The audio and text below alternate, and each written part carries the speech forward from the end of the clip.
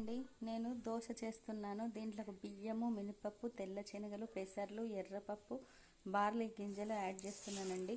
ఇవన్నీ కలిపి కడిగి పెట్టుకొని నానబెట్టుకొని రేపు దోశ చేస్తానండి. చూడండి, మీరు కూడా ఇలా చేసుకోండి. పిల్లలు ఏవి తినకున్నా కూడా చాలా ప్రోటీన్స్ అందించినట్టు ఉంటుందండి. నానబెట్టుకున్న బియ్యాన్ని ఇలా పట్టుకున్నానండి. ఇది చూడండి, దోశ మాత్రం చాలా కలర్ఫుల్గా వస్తుందండి. ఎర్రపప్పు, పెసర్లు, తెల్ల శనగలు, బార్లీ, బియ్యము, మినప్పప్పు అవన్నీ కలిపి పోసిన దోశ చాలా టేస్టీగా ఉంది. కలర్ఫుల్గా చాలా బాగా అనిపిస్తుందండి. స్మెల్ కూడా చాలా తినేలాగా అనిపిస్తుంది. చూడండి, దోశ వచ్చేసింది.